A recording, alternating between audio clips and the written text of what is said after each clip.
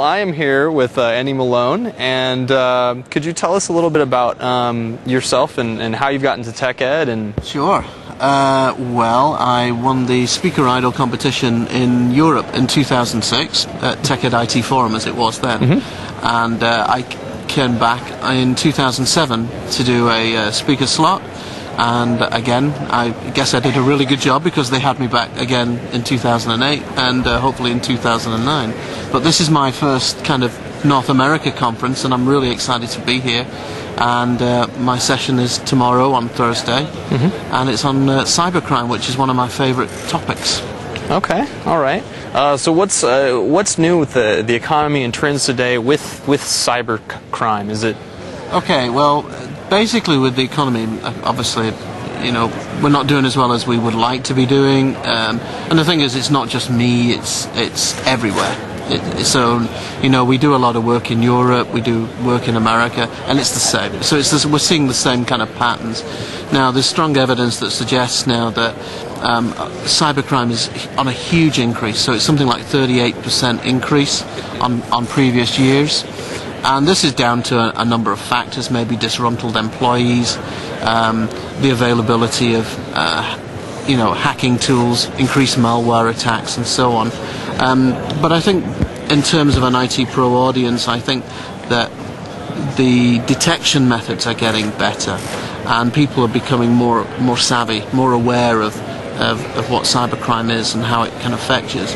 But I think also security is something that it affects everyone, and education is an important aspect of it, and that's really why we're here this week. When we were talking earlier, you had mentioned like you sometimes have gone around into to different places, kind of just to do some social engineering work. Sure. Have you had some interesting stories with that? Oh yeah, absolutely. I'm a pen tester, which means a penetration tester, and my real area of interest, I would say, is social engineering. So you get inside the mind of somebody, get inside the company. I believe is a lot easier than getting inside through their laptop or through their IT system. And this is what I like to do. So I have a huge kind of wardrobe of different uniforms, and don't take that the wrong way. Watch out. So we might turn up as a telephone engineer or as a painter or as a plumber. Either way, we're going to get into that company. And it's amazing how many people, you see a guy walking around the company, you just don't ask questions. Right. And let's face it, a lot of companies have basic kind of visitor badges, which can easily be duplicated. So again, I have a whole drawer full of those, and it's amazing how quickly you can blend in. Yeah. I think because people are creatures of habit, and this is what I'm going to talk about tomorrow. We get up the same time every day. Often we eat the same kind of breakfast. We go to work on the same train. We work in the same place, and we're creatures of habit. And that's what social engineering is. It's learning those habits and taking advantage of them. Okay. Well, obviously we see this trend, like you mentioned, and there's all these exploits. What do you give for people as practical tips for them to help the situation? Yeah. Okay, in terms of tips, there's a whole bunch of things. Certainly from the physical side of security, you've got to basically take it from the ground up. So not just educate like your IT guy or your security manager, it's got to be everyone. So if you see somebody walking around your building who really shouldn't be there, you basically got to say, who are you? But you don't just grab hold of them. You can do it in a nice way, such as, can I help you? Goes a long way. An example of this is, the Disney store. You go into any Disney store in the world, and there's somebody on the door, and they say, good morning, or thank you very much for coming in. And yes, that's a very pleasant way of saying, hey, look, we're security people. We're watching what you're doing, as well as welcoming people to the store. So security doesn't have to be overly intrusive. Yeah.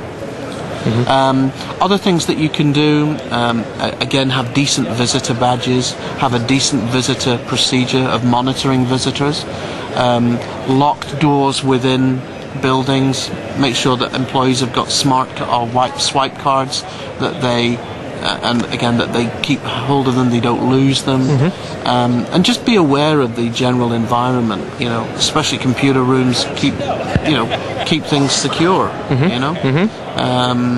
And just be aware of who's coming into the building, and also be aware of visitors coming in and asking questions that you should be thinking, hey, why do they need to know that information? So learn to respond and ask questions as well, and that can be useful. Okay. Well, what about some interesting hacks or way, cybercrime types of things have you seen there that could you show us maybe? Oh yeah, absolutely. I could show you a couple of examples. I've got a couple of things that I could show you. First of all, from a forensics point of view, if I was a police officer and I managed to get hold of somebody's laptop, file signatures are important. So I'll give you a little demo of file signatures, and also I want to show you, for example, identity theft. Identity theft is huge, and there's some very, very easy, simple websites that people go to gain information on people. And you can do a little bit of dumpster diving combined with these websites, and it's frighteningly easy how easy it is to get somebody's identity. Okay. And but it's stealing somebody's identity just to get hold of their credit card is kind of small time.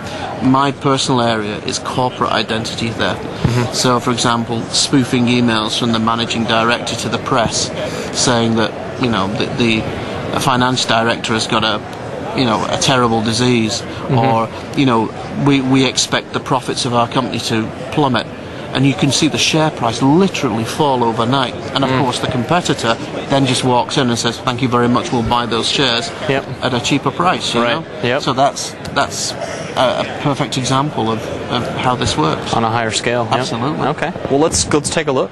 Sounds good. Yeah. Okay, so what I'm going to show you are a couple of things. First of all, this is a free tool, completely free. It's called Maltego. Now, one of the things that hackers do is they try and obtain information about people or companies and the such like. So